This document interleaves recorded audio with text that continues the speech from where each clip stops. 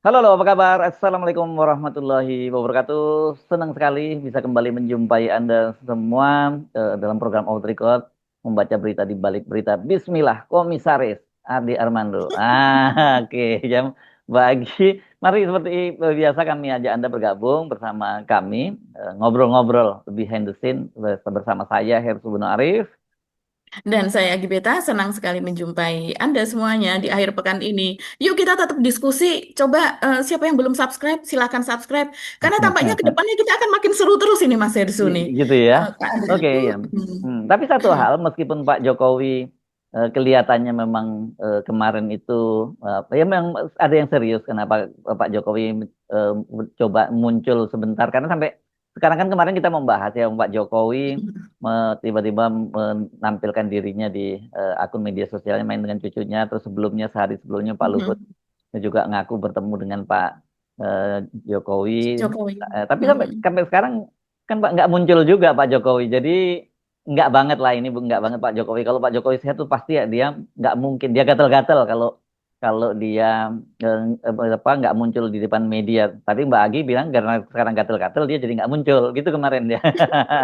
Nah, Dan kemudian ada yang teliti sekali dari hmm, pemirsa of the record. Halo aha, teman-teman. Ya, ada hmm, yang mengatakan seperti ini. Dan satu lagi petunjuknya adalah pada foto tersebut Pak Jokowi menggulung lengan bajunya. Itu hmm. udah sesuatu yang tidak mungkin gitu. Karena belakangan Kita ini lupa lalu iya iya. Iya. ya tidak Hmm, hanya sebatas hmm, pergelangan, tapi hmm, bahkan sampai ke pertengahan sini Mas Irsu. hmm, hmm. Berusaha Oke menutupi oke oke. keadaan tangannya yang pernah diekspos oleh media, yaitu memang ada ruam-ruam kulit dan juga perbedaan Ya, ya, warna. ya. Tapi kendati Pak Jokowi sekarang dalam kondisi seperti itu pun, sebenarnya Pak Jokowi itu tangan-tangannya masih bisa menjangkau kemana-mana ya. Dan kelihatan sekali dia masih Betul. punya peran di pemerintahan dan bisa mengatur pemerintahan. Ini ya kita yang tadi kita bercandain bahwa teman kita Adi Armando, teman saya, ini bukan teman kita ya. Teman saya Adi Armando sekarang dapat posisi di, walaupun ini termasuk terlambat loh ya kalau lihat pengorbanan Adi Armando untuk Pak Jokowi itu yang luar biasa sampai digebukin orang dan sebagainya termasuk terlambat ya Oh, dia baru digebukin di ah, tengah jalan ini. ah, Mhm. termasuk terlambat lah dia baru sekarang dapat posisi itu pun juga di anak perusahaan ya bagi ya di PLN ya sekarang ya Mhm. bagi padahal PLN ini sampai Ya, sekarang di anak perusahaan PLN dan tapi Mas Hersu ini diangkat dalam keadaan dia semakin gila loh. Karena dia mengatakan sesudah digebukin saya akan tetap oh iya iya saya akan malah ya akan semakin gila dia iya iya. katakan seperti Nah, itu. tapi itu jelas clear ya karena memang dan direktur utama PLN-nya sendiri yang kita kenal sebagai orangnya Pak Jokowi sampai sekarang juga nggak Mhm. tersentuh ya masih masih menjadi dirut dan Asik. kalau Anda ingat kemarin yang di waktu Bahlil marah di DPR itu kan Mhm. kemarin yang sebenarnya yang di kemarin masih mau jadi Dirjen KAU itu kan Mhm. itu Darmawannya juga disebut ya sebenarnya di PLN tapi kan tidak dalam konotasi masih mau menjabat tapi kalau dia menyatakan ini masih dia terus yang menjabat ya karena itu satu geng lah kira-kira gitu ya Mbak Mbak Agi ya. Jadi ini memang Ya. kita mesti apa ya satu hati-hati membaca situasi sekarang ini dan agak Ya. sulit memang untuk menerbak. Jadi kita nggak pernah sampai menyimpulkan bahwa oh Pak Jokowi Mhm. betul-betul sudah habis. Oh Pak Mhm. Jokowi masih punya kekuasaan. Kelihatannya pergulatannya masih terus berjalan gitu ya bahwa Masih. Pak Jokowi mulai eh, perannya mulai berkurang dan sebagainya. Iya gitu ya Mbak Agi ya karena banyak Mhm. artinya tekanan cengkrangan Pak Jokowi juga mulai berkurang itu iya gitu kan misalnya Mhm. saya yang kita bahas kemarin soal KPK yang kok udah mulai berani ngutak-ngutik eh, orang-orangnya Pak Jokowi bahkan Bobi ini kan yang menarik juru bicara KPK kan menyatakan bahwa ini awal loh ini bukan bukan bukan ini bukan pintu awal bukan pintu akhir pengungkapan kasus OTT terhadap Mhm. proyek terhadap kepala dinas PUPR itu katanya karena dari situ membuka pintu lain untuk kasus-kasus korupsi di Sumatera Utara. Jadi Sumatera Utara betul-betul sedang di-watch oleh dia diobok-obok lah gitu bahasa mudahnya oleh KPK dan mereka kan tahu bahwa itu yang di situ adalah anak menantunya Pak Jokowi. Jadi dari situ kita bisa menilaikan oh oke ada yang mulai berkurang kekuatannya Pak Jokowi. Tapi di satu sisi dengan melihat ada orang seperti Ade Armando masuk menjadi komisaris dan sebagainya sebelumnya Mhm. Sylvester Matutina tidak lama setelah dari Mhm. Solo juga kemudian dapat jabatan komisaris di ID Food dan itu menunjukkan Pak Jokowi masih punya pengaruh. Jadi tidak Mhm. sederhana itu melihat pertarungan sekarang ini Mbak Agi ya. Jadi ada opsi-opsi yang kita mesti bilang oh iya ini yes, oh ini no, begitulah kira-kira itu apa. Hmm, ya, Bahwa Pak Jokowi betul. berkuasa bener, enggak juga gitu. Tapi bahwa dia Mhm. dulu dihabisi betul, enggak juga. Tapi tidak Enggak juga. sepowerful sebelumnya lah, Iya. kira-kira begitu. Mhm. Ya. Iya, iya, itu betul sekali Mas Hirsu.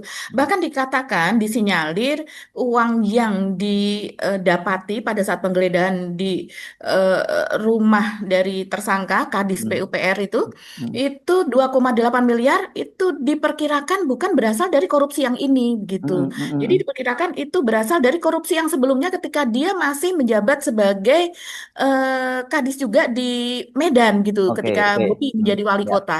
Jadi itu mungkin yang disebut Mas Hersu akan membuka Yes. banyak pintu Pintu begitu ya. lainnya dan makanya katanya ini adalah pintu awal karena gitu kalau pintu awal itu kan baru buka masih mungkin baru sampai halaman tengah dan sampai ruang tengah dan sebagainya belum ke dapur-dapur belum belum biasanya kan banyak juga yang ngumpetin di kamar mandi dan sebagainya duitnya kan gitu dan Iya. Bobby sendiri kemarin juga sudah menjelaskan soal Bareta itu dia yang A2 Mm-mm. pistol itu katanya kan dia pernah jadi ketua Perbakin gitu Persatuan Menembak Di Indonesia jadi Medan. dia punya Mhm. jadi dia punya itu dan itu resmi katanya senjatanya dan sebagainya. Jadi masih memang tidak bisa apa ya, tidak bisa dibantah dia memang orang kepercayaannya Bobi Nasution dan tentu saja tidak mungkin dia bisa berani bertindak ya, seperti itu. Ini kan yang nampak aja yang di permukaan dia, tapi di bawah itu dia memang orang yang sangat powerful makanya kemudian para kepala-kepala dinas dan pegawai di situ syukuran gitu ketika dia ditangkap oleh KPK karena mereka Iya. merasa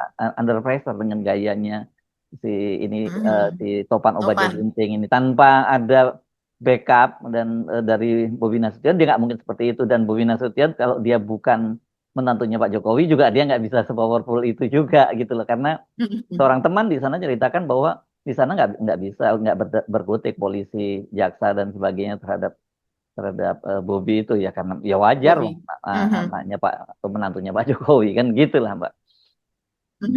Iya, betul sekali. Jadi dalam hal ini nilai 2,8 miliar begitu yang terlihat semuanya uang tunai itu ya, itu cukup mengherankan juga.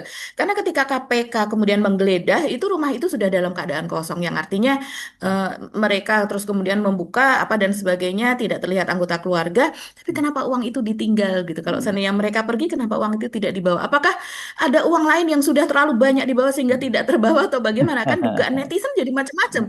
Apa namanya pikirannya tuh jadi melayang kemana-mana atas berbagai kemungkinan gitu Mas Irsu. Kok bisa di situ? Padahal dia harta kekayaannya hanya sekitar 4,9 miliar begitu kan? Itu pun sudah dalam bentuk rumah, dalam bentuk mobil, dalam bentuk semua kekayaan yang lain. Artinya kalau dia punya tunai, itu pasti tunainya juga tidak sebesar itu, jauh daripada itu gitu. Jadi jelas itu hanya asalnya itu dari mana? Apakah yang sekarang ataukah yang sebelumnya? Kalau saya sebelumnya, kalau saya melihat nih para pakar, para pengamat dan sebagainya, Mas Hersu, lagi-lagi para mantan penyidik KPK mereka mengatakan selalu setiap kali ada korupsi pada tingkat kepala dinas itu atas pengetahuan atasannya.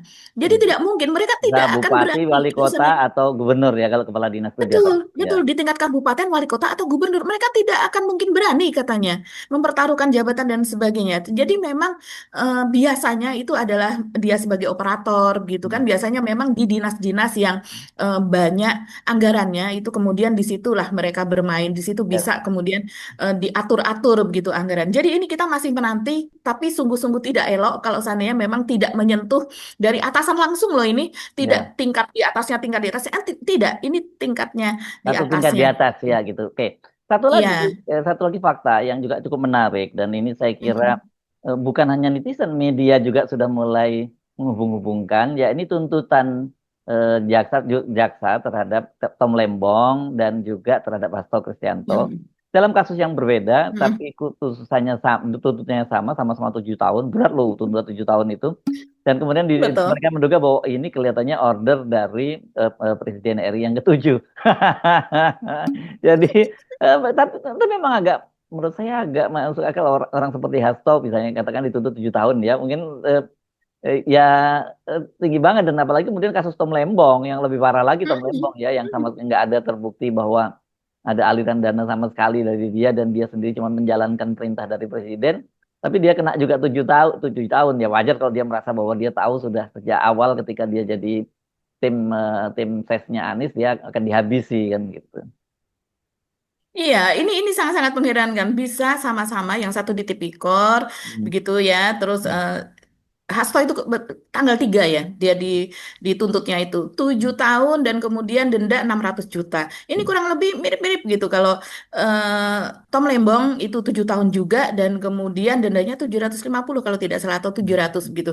Jadi mirip-mirip lah segitu di bawah 1 miliar. Subsidiarnya sama-sama 6 bulan subsidiarnya kalau seandainya apa namanya uang tersebut tidak diberikan begitu. Ya, Jadi ya jangan lupa wajar. ya kalau yang di Mhm. kalau Tom Lembong kan jaksanya jaksa dari kejaksaan, tapi kalau Betul. yang di apa Hasto itu di Tipikor itu jaksa KPK, tapi ini ya orang-orang Jaksa kejaksaan juga KPK. gitu.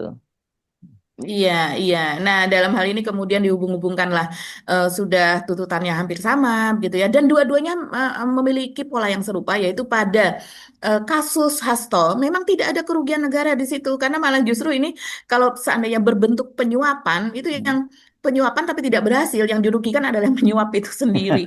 Jadi tidak ada. Ya walaupun Aduh, itu nggak dibolehkan, memang ya tidak. jelas, jelas Ya, kita tidak itu tidak pelanggaran tidak hukum gitu ya. kita tidak dalam posisi membolehkan, tapi dalam Ya, rangka itu korupsi itu ya, adalah ya. tindak pidana yang bukan untuk menyelamatkan uang negara. Bukan ya. Nah, iya, Dan tak KPK dan tugasnya menyelamatkan uang negara, Mas Hersu. iya Dan iya. kemudian yang pada kasus Tom Lembong, pada kasus Tom Lembong ini sudah jelas. Dia menjabat pada tanggal 12 Agustus 2015 sampai dengan Juli 2016. Dan Hmm, pada tahun 2017 itu sudah diaudit oleh BPK, Badan hmm, Pemeriksa Keuangan, yang memang tugasnya untuk mengaudit itu. Dan hasilnya adalah clean and clear bahwa tidak ada kerugian begitu. Eh, Tidak ada kerugian atas importasi gula. Ini sangat spesifik loh pemeriksaannya. Dan kemudian sudah dideklar. Nah, sekarang setelah Jokowi menjelang Jokowi lengser pada tahun 2024 dan kemudian juga dia ditahan pada bulan Oktober 2024 ini sangat terlalu kentara sekali cawe-cawenya di situ. Kemudian meminta BPKP untuk membuat evaluasi pemeriksaan. Sampai lama entah apa yang terjadi pada BPKP dia disuruh membuat evaluasi yang sudah sebetulnya ada penilaiannya dari BPK. Ini kan sama-sama lembaga negara. Dan kemudian mereka melakukan pemeriksaan sampai diminta mana hasil dari BPKP sehingga saya ditahan sampai kemudian 6 bulan Tom Lembong ditahan tidak juga mendapatkan hasil evaluasi dari BPKP tersebut. Bahkan hakim juga berkali-kali meminta tapi jaksa tidak bisa menghadirkan dengan alasan nanti 1 minggu sebelum masuk ke pemeriksaan ahli dari BPKP, begitu orang dari BPKP akan diberikan.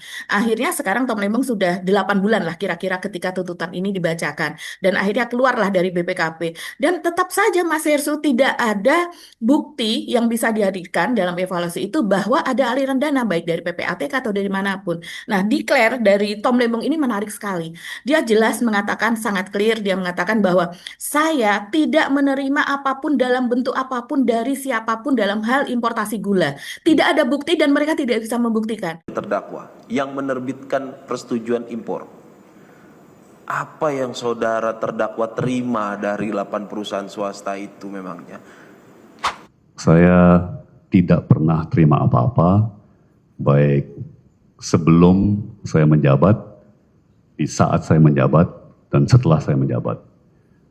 Saya tidak pernah kenal satupun dari para pelaku industri gula swasta yang menjadi terdakwa dalam perkara ini, baik sebelum saya menjabat, di saat saya menjabat, maupun setelah saya menjabat sebagai Menteri Perdagangan.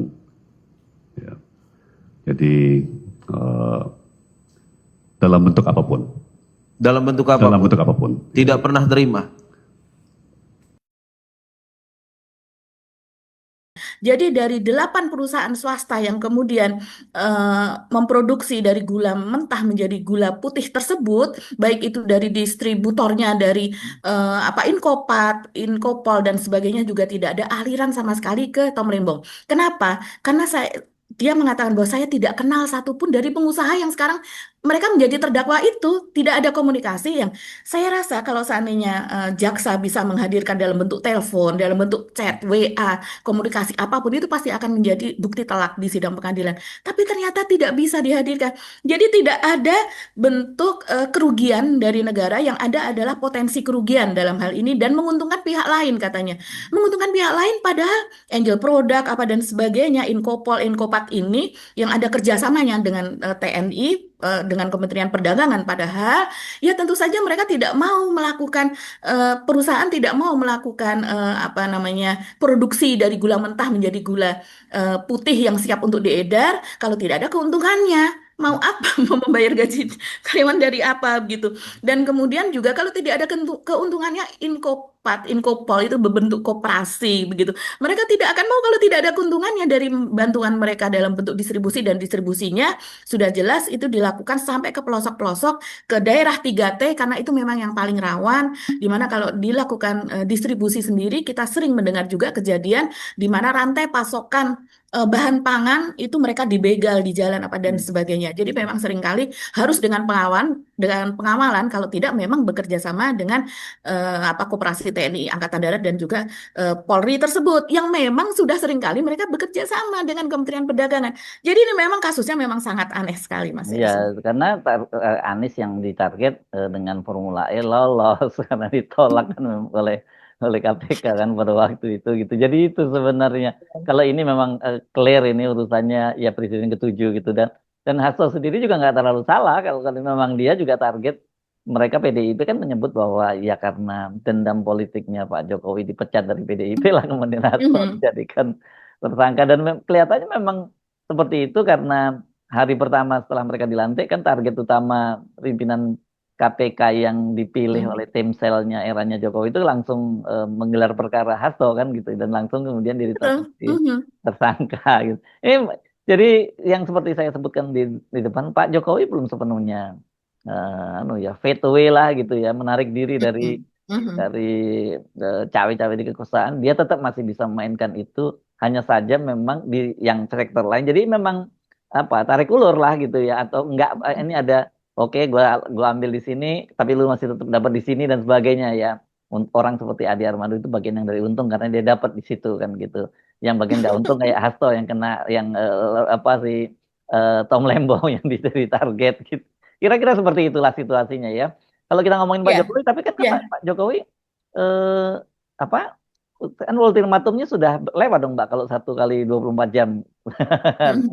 Dia Iya, kan sampai sekarang belum belum ada hmm, perkembangan soal itu, Mas Hersu. hmm, Tapi ini perkembangan soal Tom Lembong ini saya rasa ini akan rame ya, Mas Hersu ya, karena ini apa, simpatisannya Tom Lembong yang datang ke pengadilan, kemudian juga bagaimana ketika tuntutan itu dibacakan bergemuruh itu suara hmm, hmm, mereka yang pada datang, simpatisan dari Tom Lembong. Dan kita tahu Tom Lembong ini adalah, kalau kita berbicara masalah religi ya, masalah agama, dia adalah seorang penganut agama Katolik yang sangat taat gitu. Istrinya pun juga demikian gitu. Bahkan dia bersaksi bahwa bisa sekuat itu karena kemudian dia mendapatkan penguatan dari istrinya yang selalu mendoakan, dan dari para pastor di tempat di mana dia beribadah itu selalu memberikan penguatan kepada dia, jangan takut, harus terus maju begitu. Dan yang datang ke sidang pengadilan Tom Lembong dari sidang ke sidang itu hmm. kebanyakan simpatisannya dari orang Muslim, Mas Hirsu. Mak Ini pakai bukan berarti jilbab membuat gitu ya. dikotomi ya. Iya, bukan membuat dikotomi, tapi memang apalagi ibu-ibu, anak muda, apa dan sebagainya, itu kebanyakan mereka yang apa, mendoakan, mereka berzikir begitu. Jadi ini sungguh-sungguh sangat ironi bahwa yang dibela ini memang orang yang tidak berbuat sesuai dengan sangkaan, adalah memang orang yang bersih, orang yang dikriminalisasi, dan dikatakan Tom Lembong, dia sudah tahu bahwa dirinya ditarget sejak dari dia membuat pilihan politik, yaitu membela Anies Baswedan yang menjadi berseberangan politik atau musuh Ya. politik dari Jokowi. Walaupun dalam persidangan ketika dia membuat kesaksian itu dan sebagainya, dia tidak mau menyebutkan karena menurut dia secara politik itu tidak tidak etis kalau saya menyebutkan nama begitu ya. Dan kemudian yang menarik lagi, ini yang kemudian menjadi viral belakangan ini adalah dia menyebutkan bahwa berdasarkan dari pengalaman dia, ya sebelumnya dia menjadi pembantunya Pak Jokowi, berdasarkan pengalaman dia, berdasarkan analisa dia dan pengamatan dia, maka dia sampai pada suatu kesimpulan harus berbuat untuk negara ini dan siap untuk dibunuh. Itu yang menarik. Dan pernyataan itu dia sampaikan di depan para tokoh Muhammadiyah ketika dia diundang ke sana. Dia menyatakan bahwa dalam situasi seperti ini, dia tahu dirinya ditarget, saya siap untuk ditangkap, saya siap untuk disiksa, dan saya siap untuk dibunuh. Tapi walaupun demikian, dia tetap merasa kecewa ketika dia kemudian ditersangkakan atau dipolitisasi atau dikriminalisasi. Karena walau bagaimanapun saya bisa menangkap pernyataan dia saya siap dibunuh apa dan sebagainya itu karena apa dia masih berharap mungkin ya sekian persen bahwa ini tidak betul-betul pemerintahan ini jalannya begitu.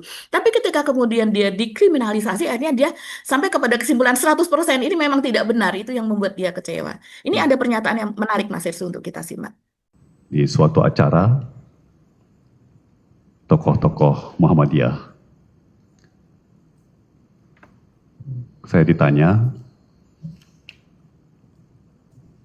kok saya berani untuk berseberangan dengan penguasa, dan saya menyampaikan kepada segenap hadirin, tokoh-tokoh Muhammadiyah dari seluruh Indonesia, bahwa saya merasa dalam hidup saya sudah diberikan terlalu banyak rezeki, sehingga untuk perjuangan ini saya siap untuk dipenjara, siap untuk disiksa, dan bahkan siap untuk dibunuh.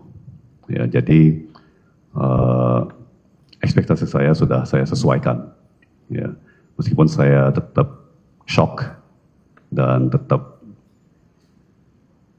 kecewa. Iya, begitulah nasib dari Tom Lembong dan nasib dari para orang yang berani berseberangan dengan Pak D kalau zaman dulu ya disebut sebagai Pak Lurah juga belakangan sebagai Mulyono begitu. Ya, Memang oke. tragis. Iya. Mhm. Dan tadi kita balik yang tadi ya, yang soal ultimatum. Dan juga kemudian ada kabar Mhm. yang juga menarik yang sekarang ini diungkap oleh Roy Suryo dan juga Mhm. Kolonel Purnawirawan Sri Rajasa ya berkaitan dengan Pak Paiman. Mhm. Ini yang katanya rupanya dia melakukan menggerilya media-media yang dinilai itu juga sebagai bentuk semacam intimidasi dan juga bahkan obstruction of justice karena katanya ada operasi dia mengirim ke media-media sejumlah media saya nggak tahu yang jelas bukan pada kita yang mengingatkan jangan diutak-atik lagi lah soal pasar pramuka itu karena sedulur Jokowi udah di seluruh Indonesia udah bersiap-siap untuk bergerak kalau itu masih terus dilakukan. Jadi ini sebenarnya cuma gertak gertak sambal sajalah gitu sebenarnya. Gitu. Iya, seberapa besar ya sedulur Jokowi dibandingkan dengan Projo ini Mas Hersu ya. Kalau Hmm. seandainya Projo mau bergerak membela Budi Ari gitu yang namanya berkali-kali disebutkan di ruang persidangan seharusnya juga bisa. Tapi kan berkali-kali itu juga hanya semacam gertakan gitu juga dengan sedulur Jokowi begitu. Tapi Ya. ini apa yang dilakukan oleh Pak Paiman Raharjo ini menurut saya itu tidak strategis ya sama Mm-mm. sekali ya. Dia Mm. bukan betul-betul bukan komunikator dia. Iya, dia Dia dan gertakannya kita gertakan kosong gitu dan nggak ada yang nganggep itu. iya. Dan tuh, Betul, dia memakai apa begitu untuk mengancam dengan sedulur Jokowi itu. Sementara sejauh ini pun sebagai relawan, ya posisinya mungkin sedulur Jokowi disayang begitu ya, Pak Paimannya, karena dia akademisi begitu kan di hadapannya dalam pemikiran Pak Jokowi begitu. Tapi kalau dibandingkan dengan beberapa relawan yang lain, ini saya rasa masih under. Jadi sangat tidak wajar kalau mengancam dengan nama relawannya begitu Mas Hersu. mm, Begitu juga dengan posisinya dia yang sekarang yang seharusnya malah memberikan klarifikasi mm. tentang kiosnya yang di Pasar Pramuka, Iya, dia ini malah kembali kalau ngancam-ngancam muncul. gitu kan orang malah tambah curiga lagi gitu.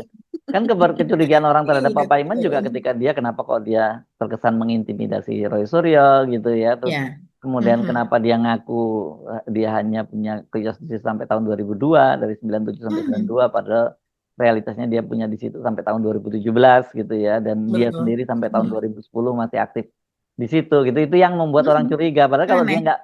nggak melakukan hal-hal itu, saya kira mungkin episode Pasar Pramuka ini nggak akan meledak seperti sekarang gitu loh. Iya, jadi ya memang itu mencerminkan siapa Pak Jokowi ketika itu, ketika menjadi pemimpin, apa saja yang dilakukan, orang-orang mana saja yang digunakan. Jadi ya seperti orang-orang seperti Pak Amian dan kawan-kawan ini, Budi Ari dan kawan-kawan Adik Armando dan kawan-kawan begitu Iya, ya. iya, iya. Sementara kalau orang yang lainnya yang sebetulnya juga digunakan, tapi dalam artian yang positif seperti Tom Lembong. Posisinya ini masuk ke sana sedikit lagi saja, di mana di dalam sidang itu sebetulnya terungkap berkali-kali bahwa ada koordinasi, ada rapat, ada rakor tas, jadi rapat terbatas ratas, dan kemudian Tom Lembong sendiri mengungkap bahwa Pak Jokowi berdasarkan kebiasaannya itu seringkali memang melakukan percakapan empat mata. Begitu, dan seringkali juga ditambah dengan menteri lain yang terkait, tapi juga melakukan telepon atau telepon apa langsung begitu kepada menterinya lewat ajudannya itu sampai tengah malam. Kadang sampai jam 11 malam, bahkan sampai jam 1 dini hari. Nah, itulah sayangnya karena mungkin tidak memiliki apa namanya, tidak memiliki pemikiran bahwa suatu saat itu bisa menjadi bukti dan sebagainya. Tom Lembong tidak memiliki rekamannya. Tapi saya rasa kalau dicari betul tidak kata-kata Tom Lembong tersebut, sistem telepon kita gitu itu masih memiliki rekaman kapan saja terjadi percakapan pada tahun ini, apakah betul sering kali terjadi percakapan apa dua arah, hanya dua orang saja yang tidak didengarkan oleh orang lain. Memang kalau kita lihat lagi ya, data-data publik ya, yang banyak kan dari media-media ibu bapak sekalian ya, di tahun-tahun itu, kita akan lihat bahwa memang tahun pertama Pak Jokowi menjabat itu banyak gejolak harga pangan. Ya, bukan hanya harga gula, harga beras, harga daging sapi, harga jagung, ya kan. Dan jagung itu komponen utama pakan ternak ayam, ya, sehingga waktu harga jagung melonjak, harga pakan ternak ayam ikut naik, harga ayam, telur ayam ikut naik, ya kan. Uh, jadi bukan hanya gula, tapi hampir semua sektor pangan mengalami kenaikan harga yang signifikan, ya. Dan itu sudah berjalan saat saya ditunjuk sebagai Menteri Perdagangan di Agustus 2015, ya. Ya, itu menjadi salah satu prioritas utamanya Presiden waktu itu, ya. Beliau menyampaikan baik dalam sidang kabinet maupun di acara-acara publik bahwa memang harga pangan ini kenaikannya terlalu dramatis, ya. Istilah yang beliau pakai meresahkan masyarakat. Ya, jadi agar pemerintah dan semua instansi terkait membantu dengan segala cara untuk menstabilkan, kemudian meredam harga yang melonjaknya terlalu drastis. Ya. Dan itu saya kira publik, ya, tidak ada yang rahasia. Dan kembali lagi kalau kita lihat komentar Bapak Presiden Jokowi, ya, beliau memang suka nelpon menteri, bukan cuma saya, ya, semua menteri ditelepon. Bahkan kadang-kadang jam 11 malam, jam 1 pagi masih ditelepon, ya kan, tentunya melalui ajudan beliau, ya kan, untuk ngecek mengenai kebijakan tertentu, mengenai arahan tertentu, sudah sampai di mana, ya kan, bagaimana prospeknya, apakah diperlukan penyesuaian, ya, dan sebagainya. Jadi ini memang sangat terkoordinasi, ya, sinkron dengan arahan Presiden dan juga arahan Wakil Presiden saat itu. Bulan empat mata dengan Pak Jokowi itu Pak? Ya, sekali lagi itu bukan hanya saya, ya. Jadi tidak ada keistimewaan bagi saya.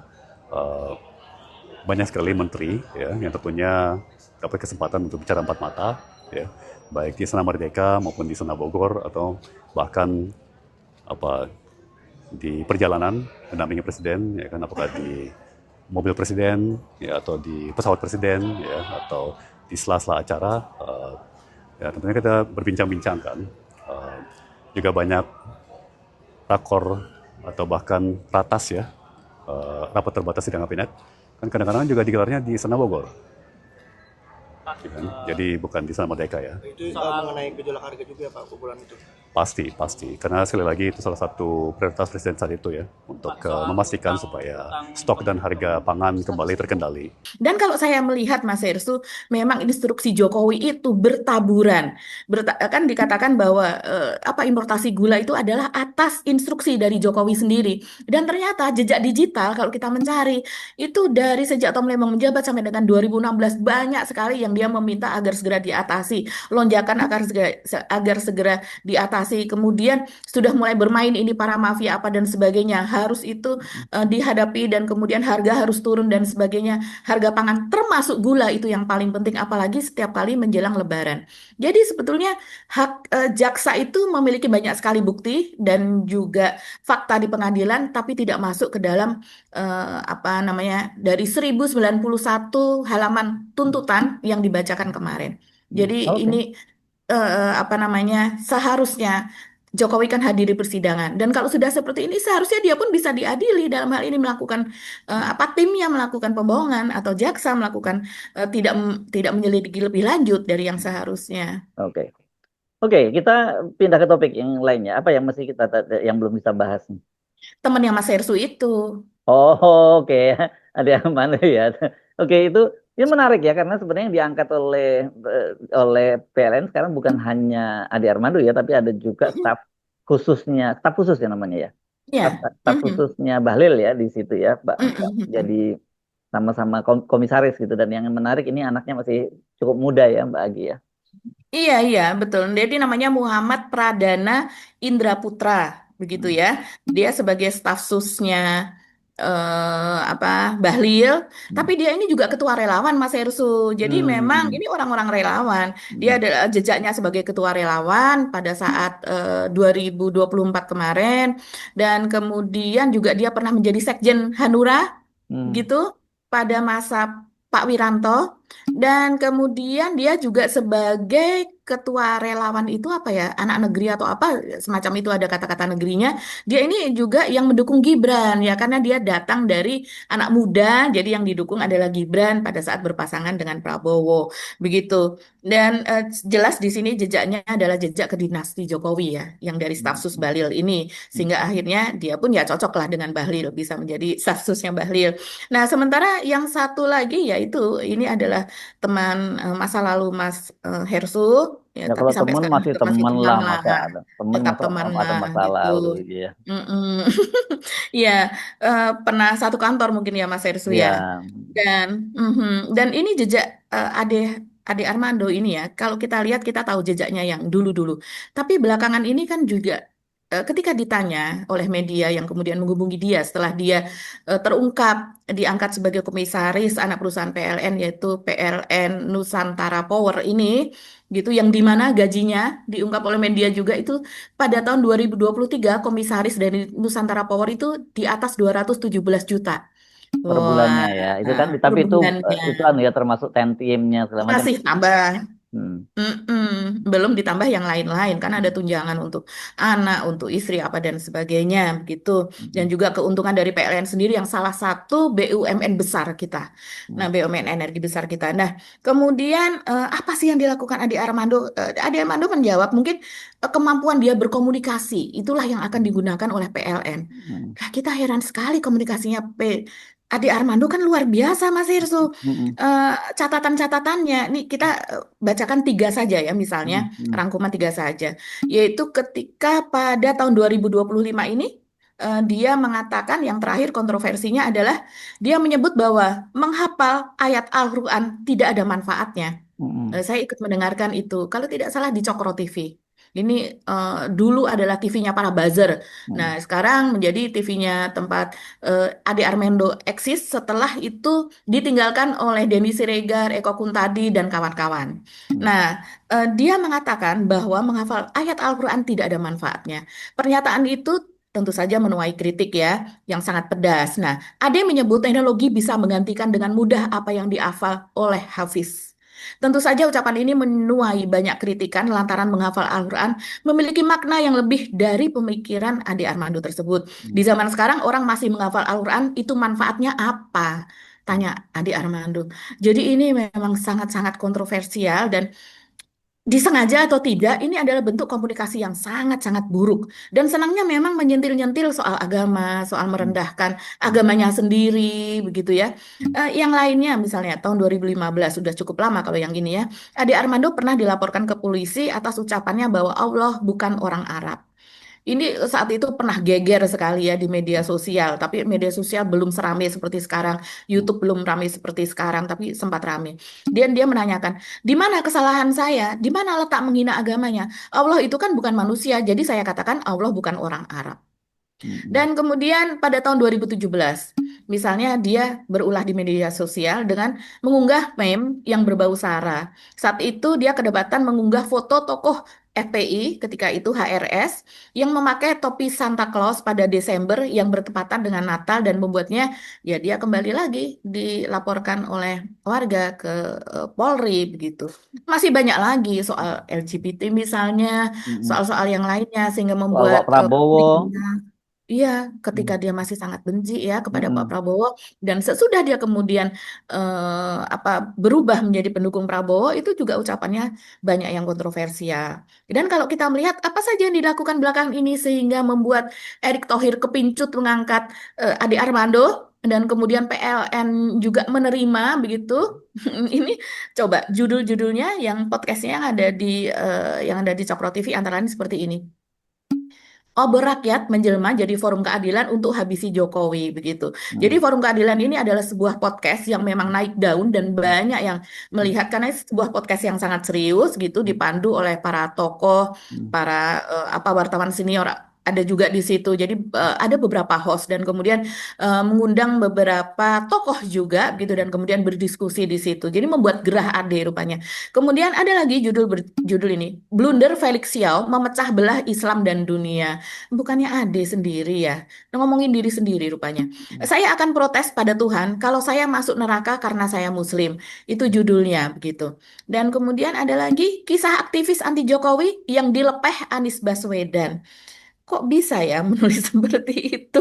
Jadi ini cerita tentang apa namanya aktivis yang apa oposan gitu yang kemudian dibuang oleh Anies gitu atas persepsi Ade Armando sendiri tentu saja begitu. Siapa Jadi maksudnya ini? iya, jadi ada aktivis yang kemudian ya tidak menurut persepsi dia sudah tidak dekat lagi dan itu Hmm. adalah didepeh begitu. Silakan melihat podcastnya sendiri untuk melihat apa sih maksudnya dia untuk lebih mengetahui. Tapi yang jelas ya, memang orang seperti ini, Mas Hersu, yang digunakan oleh PLN untuk membuat komunikasi kepada publik begitu. Hmm. Jadi jangan heran kalau kemudian nanti komunikasi komunikasi publiknya ya komunikasi yang memiliki nuansa pembelahan, Iya, nuansa ya. ya Nyetrum ini sana Jokowi. nyetrum sini itu nantinya. Iya, sangat menyetrum begitu ya. Dan satu lagi, kalau kita melihat ini memang PLN ini masih sangat apa dikuasai oleh Jokowi rupanya, atau Hmm. masih orang-orang Jokowi yang bercokol di situ. Ya. Coba kita melihat siapa yang menjadi dirut PLN. Tadi yang Mas Herssu bilang kemarin Bahlil itu kan menyentil Hmm. eh, dirjennya begitu ya. Hmm. Nah sebenarnya dirut PLN itu masih diisi oleh Darmawan Prasojo. Siapakah Darmawan Prasojo ini? Kalau kita melihat jejaknya ya Hmm. dari media, dia ini sebelumnya menjadi wakil dirut gitu ya, wakil direktur utama yang kemudian diangkat menjadi direktur utama dan diangkat lagi menjadi direktur utama. Jadi hat trick nih jabatannya. Dan baru Eh, ya su- kemarin baru diangkat lagi ya.